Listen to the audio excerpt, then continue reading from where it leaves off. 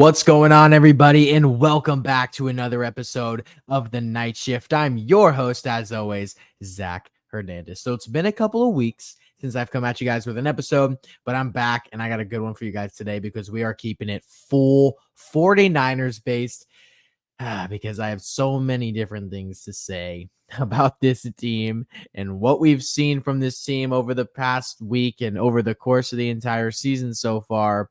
Just so many different things to say and get into. So we're going to keep it full 49ers base and pretty much just talk about what I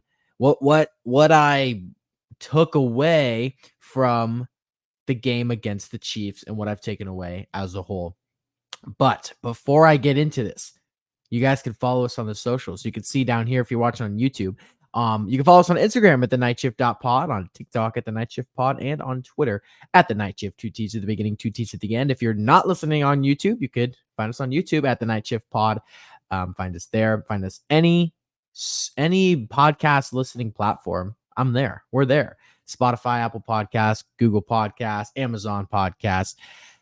Any sort of podcast thing that you listen to, I'm there. So definitely check that out. And wherever you're listening right now, there should be a link in the description somewhere that has all the links to everything that you'll ever need. So check that out. Appreciate you guys tuning in. Super hyped to get into this. Am I actually hyped to get into this? I don't know.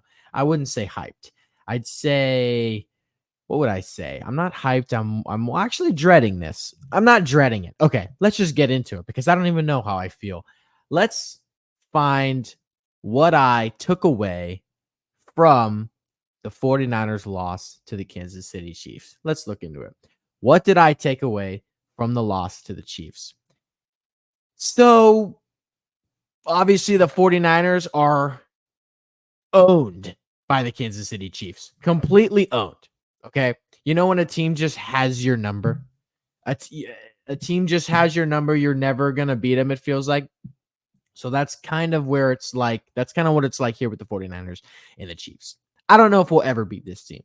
If the 49ers ever got back to the Super Bowl and went against Kansas City, I am in full, 99.9% sure we'll lose, regardless of the team we have, regardless of the team they have. As long as they have Patrick Mahomes and Andy Reid and Steve Spagnuolo, then we're not ever going to beat them because they just have our number. And importantly, and more specifically, they have Kyle Shanahan's number. Now, there's a lot I'm going to get into.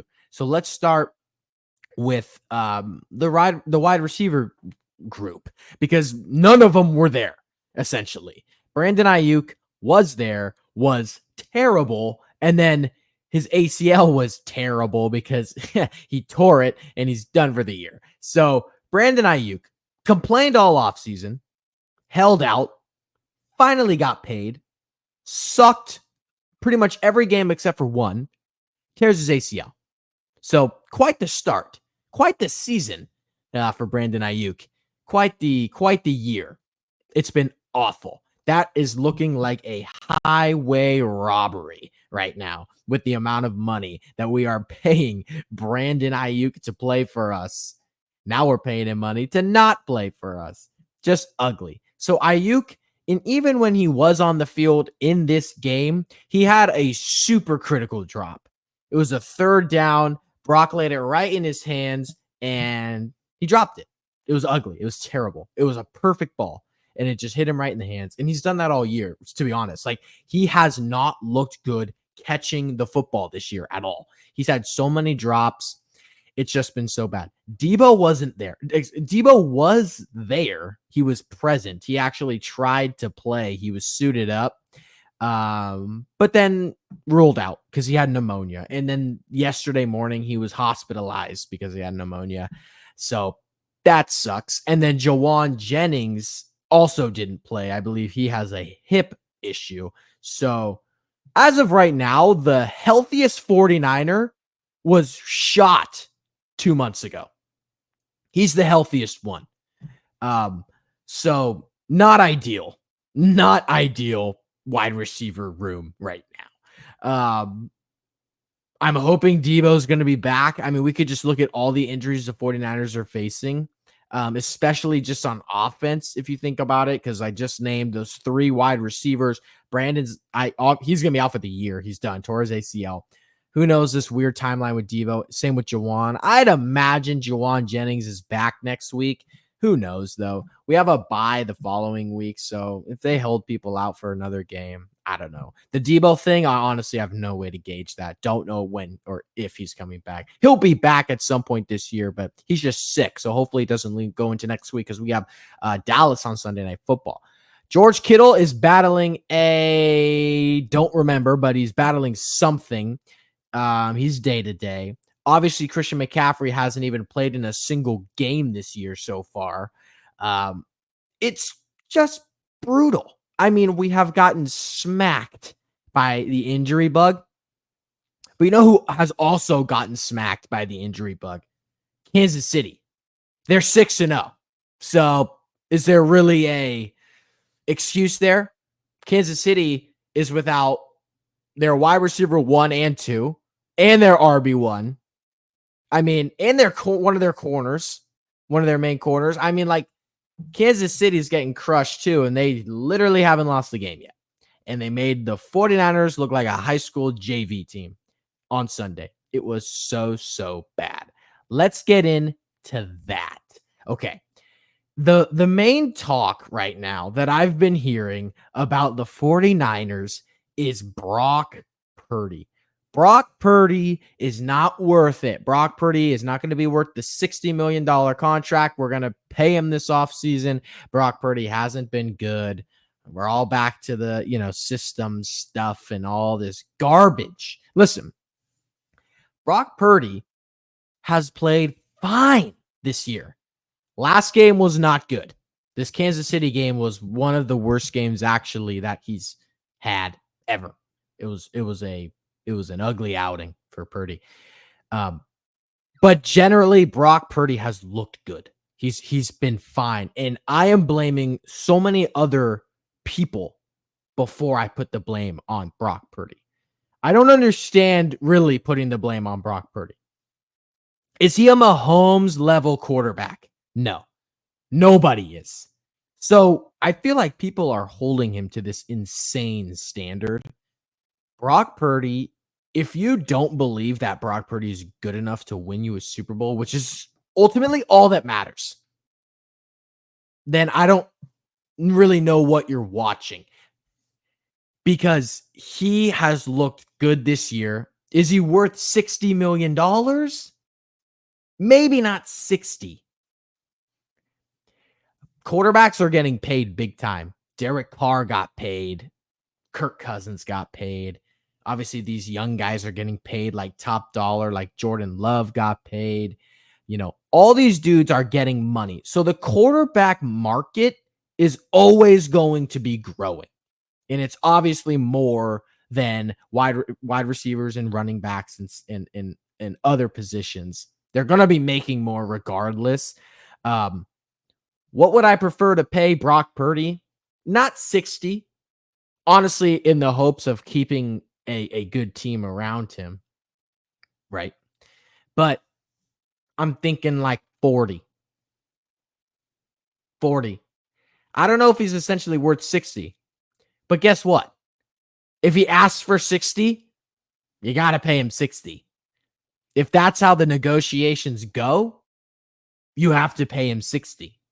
This team has struggled to find a quarterback. They have one who's good. You pay him. I don't even care if it's an overpay. It would suck if it's an overpay, and it would screw us in a lot of ways, meaning we won't have a ton of money to spend in other places, but you still pay him. What are you just going to be like, see ya, let's go find another? It took us decades to finally get a good quarterback. So you pay him what he wants. I'm hoping it's not 60. I'm hoping it's like 40, but I don't know how that's going to go. But my main point of bringing up Brock Purdy is that he has not been the issue. He has not been the issue. He's been fine I think he's been playing great football. I think he's been playing really good football. I'm not counting this Chiefs game. It was bad everywhere. I get it, but everyone has bad games. Purdy's looked good. And if Purdy was playing, I mean, you got to look at what's happening around him, right? No McCaffrey. Ayuk just tore his ACL. Debo's already missed a couple games. Kittle's missed a game. Jawan's missed a game.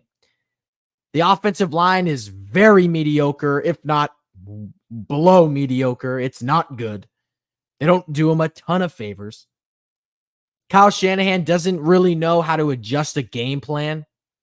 I'm fully convinced coming into every game, Kyle's game plan is like Debo, Debo, Debo, Debo. And then when Debo's out, so it's like, oh no. What the heck do I do as a genius? Think, genius, think. I got nothing. That's kind of what I think happens. It's not been lollipops and gumdrops around Brock Purdy. It's been pretty brutal. I mean, it's been not great. And to see people blaming him are just, he's leading so many statistical categories. Not wins, obviously, but he's leading he's like top 5 in a ton of statistical categories right now. Box score doesn't tell everything. I know. I'm a huge advocate for that. But I'm not going to sit here and ignore the numbers. He's playing fine. He actually has better numbers than Mahomes. I'm not saying he's having a better season than Mahomes. Individually, yes, but Mahomes is 6-0. So obviously Mahomes he's doing what he's doing to win games. Although Mahomes has been turning the ball over, if I'm not mistaken, it's 13 consecutive regular season games with a turnover. That's not good, but it doesn't matter because he's winning. And actually still helping his team, making big plays at the right moments to win. This isn't a Jimmy Garoppolo well, he's winning games. It's like, no, no. It's not Mahomes just getting carried along for the ride. It's Mahomes might not be having the best statistical season of his career, but he's still doing what he needs to do in order to win football games. So that's what he's doing. Purdy's not been bad, though.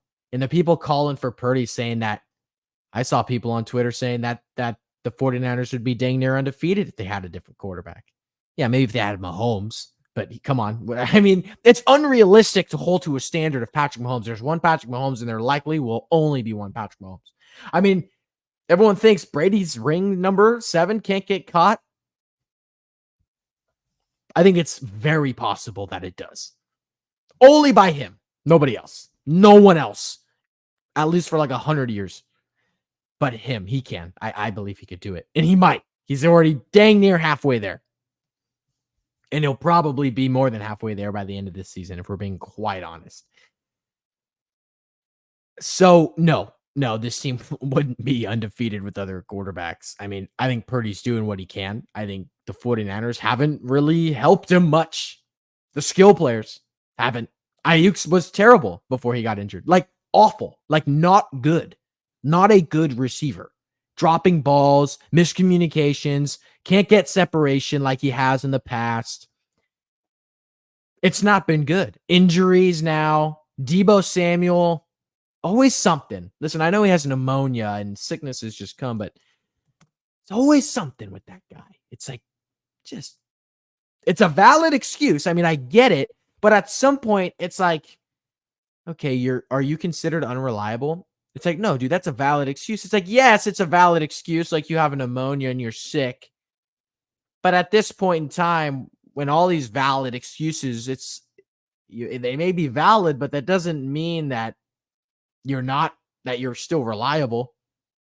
He's kind of unreliable, in my opinion. Christian McCaffrey has Achilles tendonitis in both his Achilles. Right? So this season, this game is so far from being on Brock Purdy. Okay, the offensive line is not good. They really don't give him a lot of time back there. Purdy had bad throws, for example, those 2 passes. One of them was to Kittle down the field and going. Yeah, and then one of them was to, I was trying to remember, and I'm not remembering. Both of them were touchdowns, but he underthrew them. They were caught for big gains. They were caught for big gains. I'm trying to remember who it was. I'm not remembering. Maybe it was Cowing, but I don't know. But underthrown balls. They were both underthrown, and they could have been touchdowns if he actually let him in stride, but he didn't. That was not good. The 3 interceptions weren't good at all. It was bad. This is what I give, though. Not that I'm giving it to Purdy because, again, he had a bad game, and I understand that. I fully acknowledge that Brock had a bad game. But he is working with a head coach who has been figured out. Kyle Shanahan has been figured out by the NFL. Completely. 100%. He has been figured out. And what we saw against the Chiefs was a ton of man coverage being thrown at the 49ers offense. A ton of it. And Kyle Shanahan had no idea how to scheme to get a receiver open. He had no clue. But Zach, the receivers are the ones that are actually out there. Yes. But I thought that this guy was an offensive genius. When on the other side of the ball, Kyle's working with his B team of wide receivers. So is Andy Reid.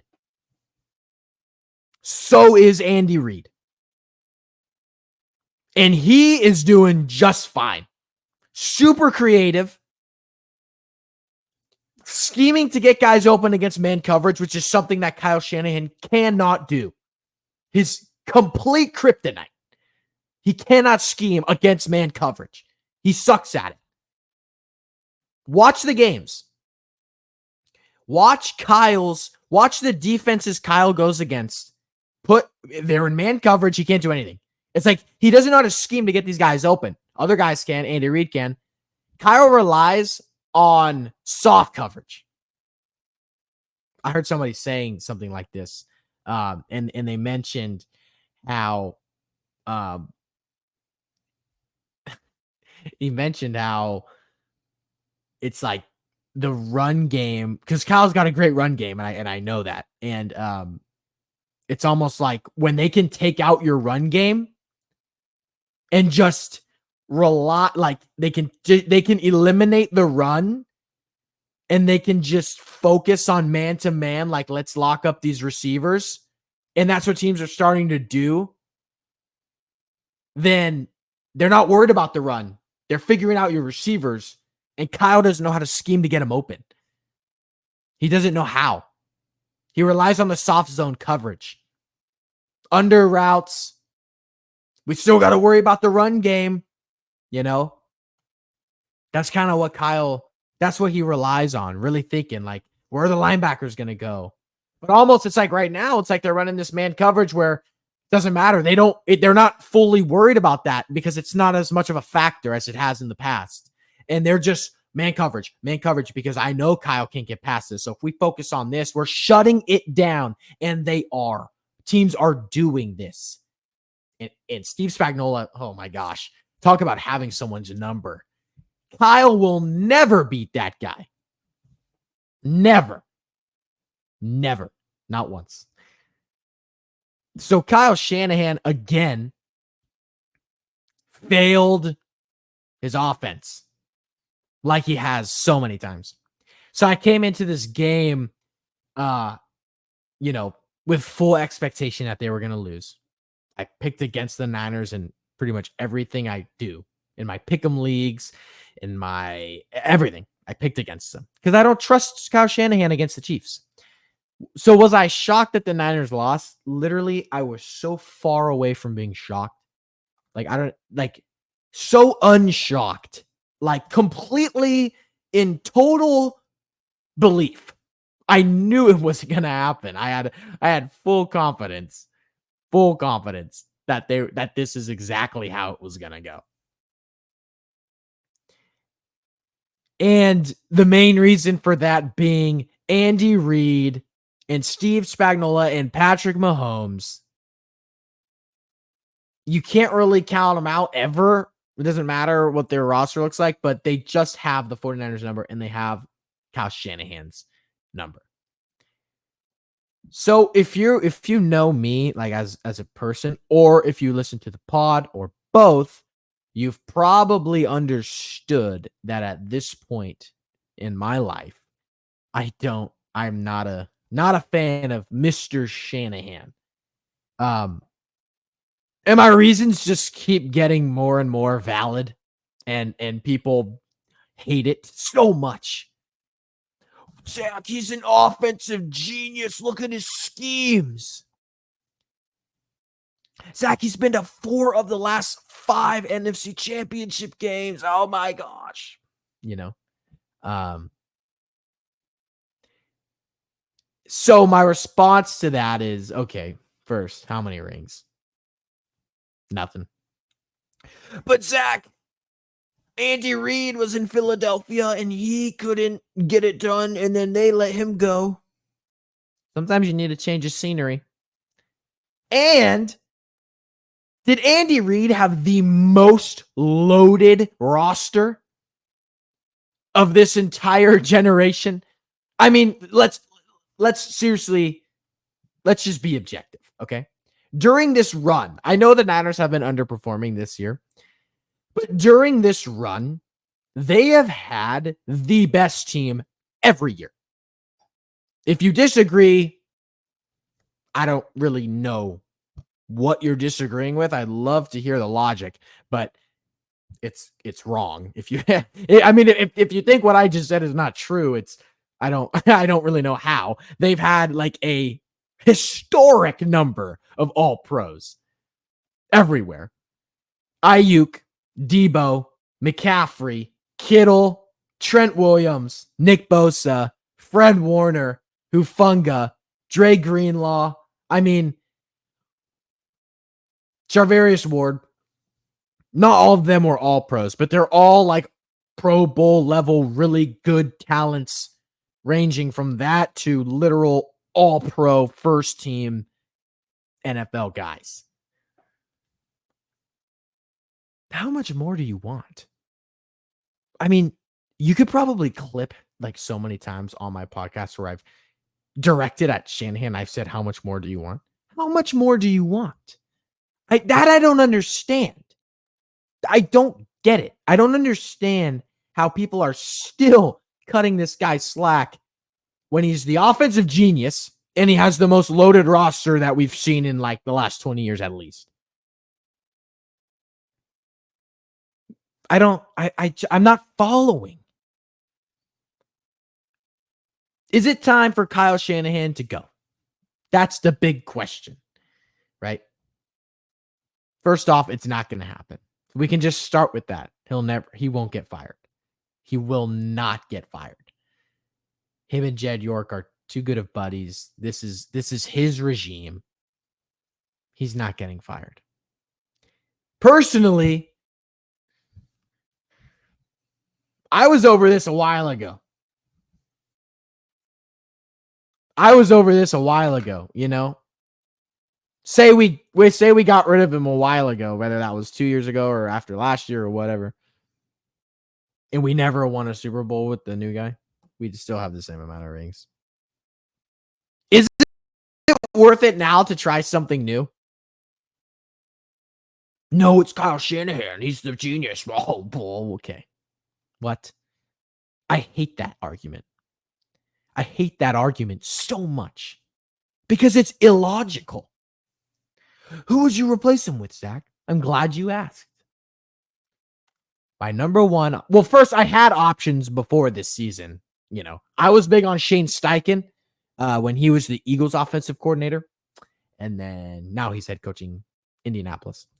I would have brought Harbaugh back. We cut him too soon when he was a Niner coach. He was here for like not that long and made a Super Bowl, was mediocre. And then they just said, see ya. And then they went to like, you know, it was ugly after that. I'd have brought Harbaugh back. You know, I'd have looked into like, I know Pete Carroll stayed in the Seahawks management, but man, that would have been nice. So there were guys available.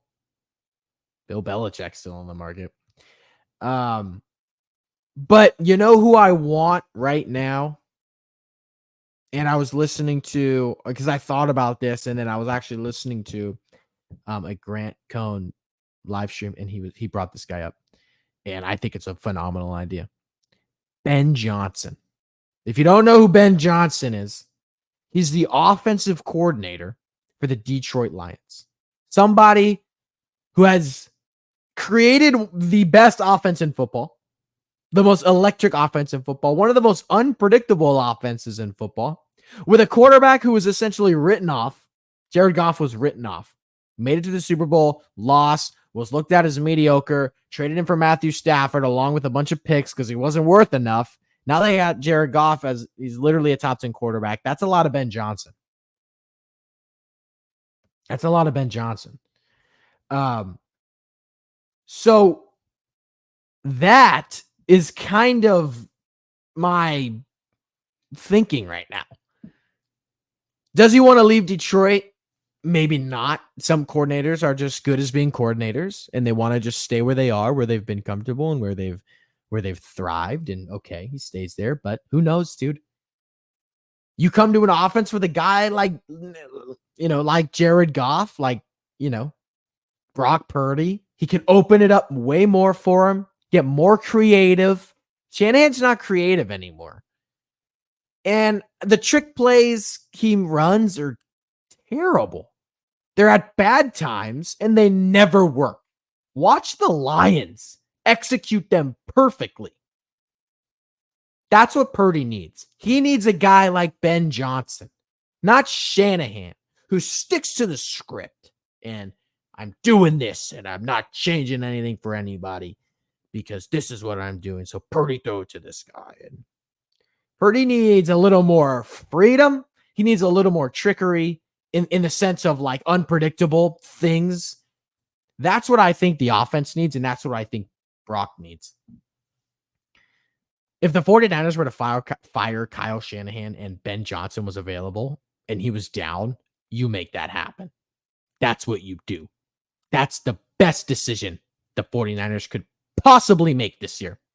If the Niners end up not making the playoffs this year, which I still think they're going to, they're in a weak division.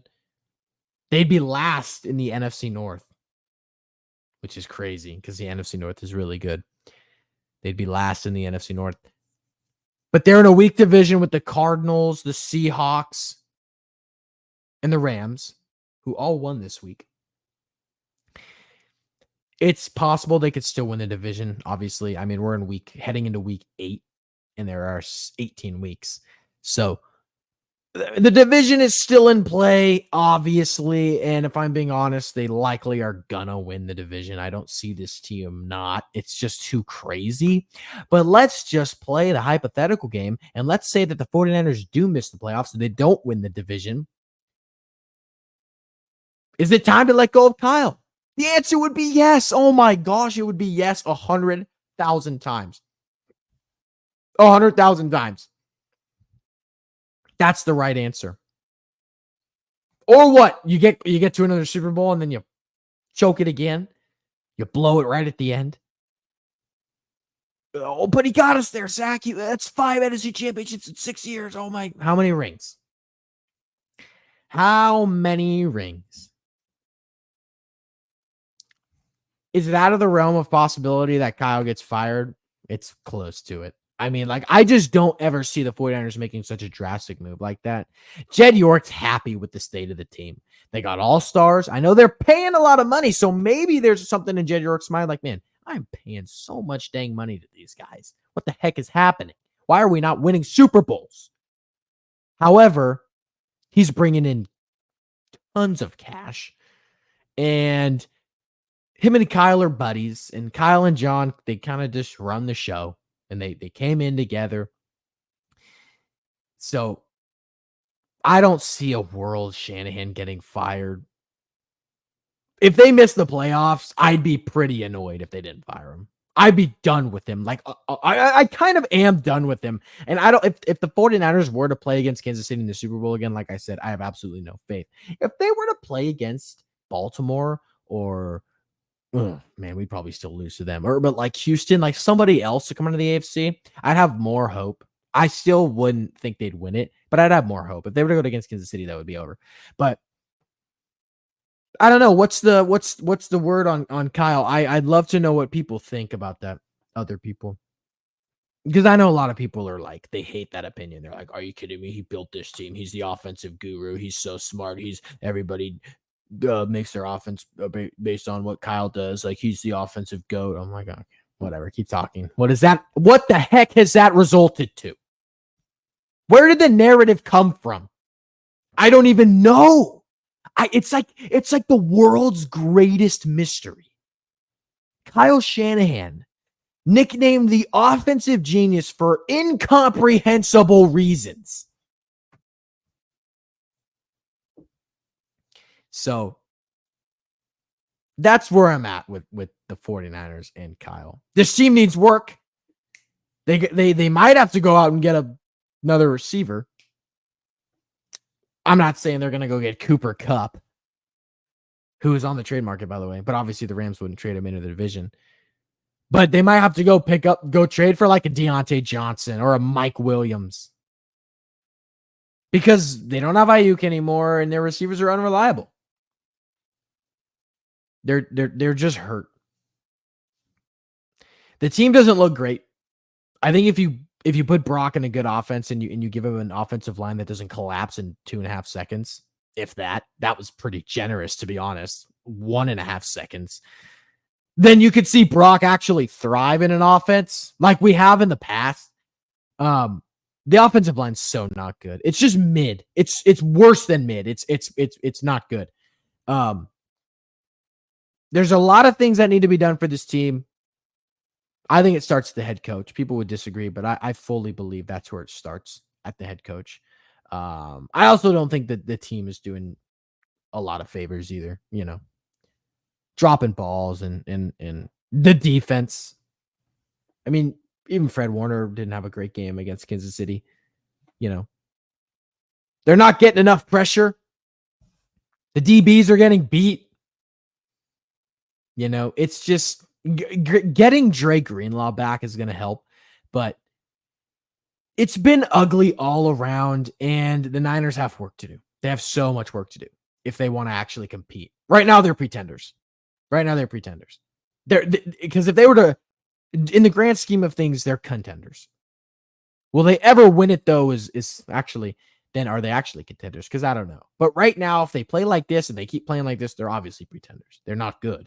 They don't look good. They look bad. They literally look like a bottom tier football team. So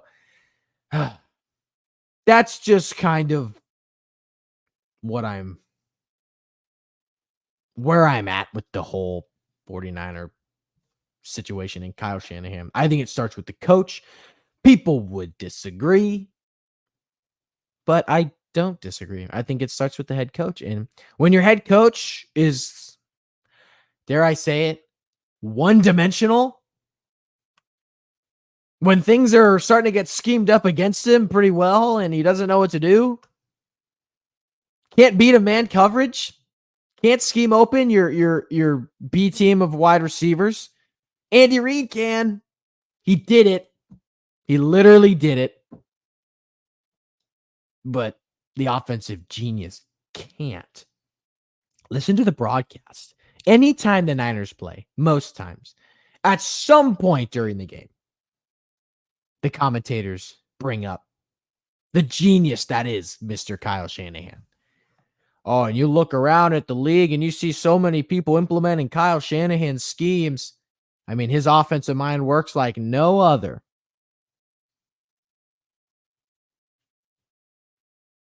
I don't know if that's a good thing. I just don't. So that's how I feel about the 49ers. That's how I feel about that loss to Kansas City. They go against the Cowboys this week on Sunday Night Football. Who the heck knows if Debo's going to be there? No idea if Kittle or Jawan will be there. No McCaffrey. Obviously, no Brandon Ayuk. Going to see some more Slicky Ricky action, I guess.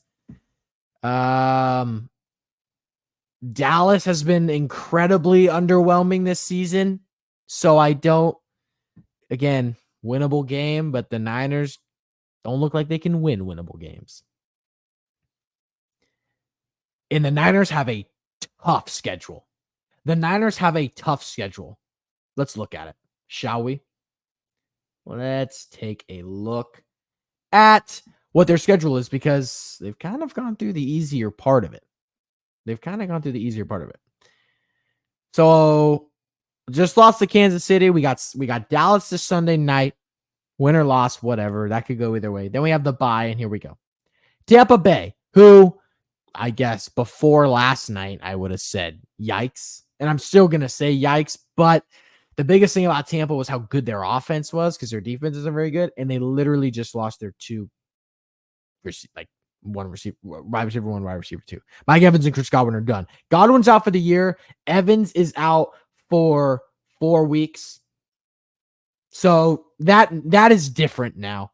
Seattle, they always play us tough. That's not a given. Green Bay, they're dang good. Green Bay is a good team. Jordan Love is dicing up defenses. That offense rolls. Buffalo.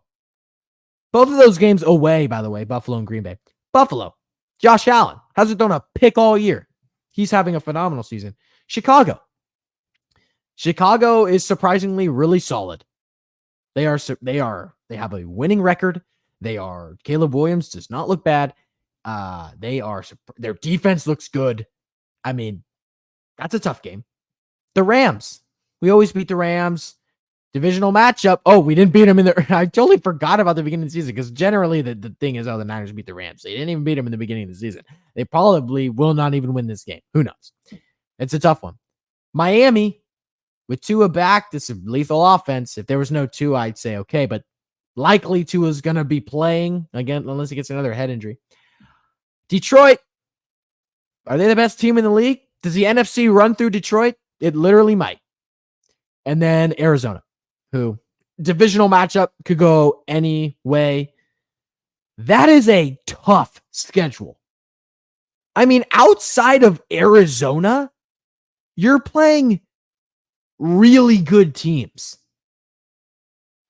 all up and down the schedule from Dallas next week to the end. Outside of Arizona, you're playing good football teams. Dallas, Tampa, Seattle, Green Bay, Buffalo, Chicago, Rams, Dolphins, Lions. How did we even get stuck with this schedule? Who knows if they're even going to win this division? They've already lost 2 divisional games. They're 2-1 they're 1-2 in divisional matchups. So the tiebreaker is slipping away. It's just they should have beat the Rams. They should have beat the Vikings. Granted, the Vikings are better than a lot of people thought. They should have beat Arizona. The only teams they beat are the Jets, who suck. I mean, they are surprisingly awful. They beat the Patriots, who, I mean, they shouldn't even win a game this year. They are not good. And then they beat Seattle. So that was a good win. I think Seattle and Geno Smith are actually looking really, really good. So, I mean, the Niners, they're pretenders right now. They don't look good. I think it starts with the coach, but also the players are not playing well. Guys got to get healthy. Kyle's got to actually figure out how to scheme against man coverage, or else we're never going to win a game for the rest of our lives. So that's where I'm at. That's the state of the 49ers. That's the state of my mind and how I think it's going to go. That's going to be it for me. That's going to be all. We're just going to keep it at that. I hope you guys enjoyed. If you're still listening, you must have enjoyed something, or you just couldn't stand my opinions, but you wanted to hear the entire thing anyways. So definitely leave a comment or something so I could know what you have to say or think about what I just said and thought, because I'd love to know. Basketball season is right now. It just started, and this is being recorded on Tuesday night. It's going to be uploaded Wednesday morning. I got the Lakers Timberwolves game on right now. I'm watching that. The Celtics beat the Knicks, crushed the Knicks. They actually tied the 3-pointers made in a game record today, which I think was held by the Bucks in 2020 or 2021 at 29. And they tied that, so they crushed the Knicks. And then right now I got the Lakers and Timberwolves on, so that's fun. So basketball's back, so a lot more to talk about. The World Series is obviously going on. The two, biggest markets in the world are, it's a big surprise. The Dodgers and the Yankees. So let's go Yanks because screw the Dodgers and I can't stand them at all. And so definitely things to talk about. Basketball's going on. I'll probably come back next week and with obviously more football stuff and then like predictions for the year and the Warriors. I wanted to talk about the Warriors and stuff, but I just wanted to keep this 49ers right now because I am so annoyed and have so much to say. So anyways, if you're still listening, like I said, thank you. Really appreciate it. You can find us on socials, on Instagram at the nightshift.pod, on TikTok at the Night Shift Pod, on Twitter at the Night Shift, 2 T's at the beginning, 2 T's at the end, on YouTube at the Night Shift Pod. You can find those links in every description wherever you're listening to this. There should be a link tree there too that will take you to every single thing imaginable. Any link that you want, it'll take you there. So really appreciate it. If you're loving this and liking what the content I'm putting out and what I'm saying and all this, you can leave a review or a rating, 5 stars, thumbs up, heart, like, all that stuff. Turn the post notifications on YouTube so you know. And I think you might be able to do that too on podcast stations where you know when I drop a new episode. I'm not the most consistent, to be honest. I'm terrible. I'm just so busy. And it takes a lot of work to make this thing, but hit those notifications and you'll see when the heck I come out with another episode. Anyways, I really appreciate you guys tuning in. It was a lot of fun. Hopefully the Niners can turn this ship around because they are sinking fast. Anyways, thank you all for listening. I really, really appreciate it. And that'll be it for me. I'm out. Peace.